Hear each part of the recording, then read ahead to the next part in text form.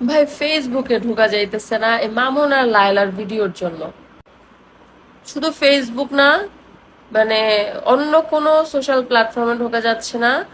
TikTok বলেন, Facebook বলেন, এই লায়লা আর হচ্ছে মামুনের ভিডিও, আর এই যে অনামিকা ঐশী নাকি যেন মেয়েটা, এর ভিডিও, এর সাথে মামুনের ছবি বা ভিডিও, আর কি কি জানো। আমার কথা হইছে, এই যে লায়লা নাকি মামুনরে মামলা দিয়ে দিয়ে ব্ল্যাকমেল করে রাখতেছে।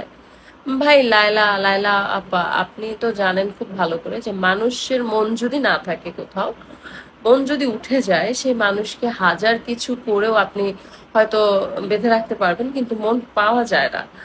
তো ভাই কি দরকার, এই 50 বছর বা 50-এর কাছাকাছি যদি হয়ে থাকে তার বয়স, এই বয়সে অনেক মায়েরা দেখছি যে সন্তানের কথা চিন্তা করেই জীবনে আর বিয়ে শাদী করে না, বা স্বামী যদি মারা যায়, স্বামী যদি ফেলে রেখে চলে যায়, সন্তানের কথা চিন্তা করে জীবন আর বিয়ে শাদী করে না।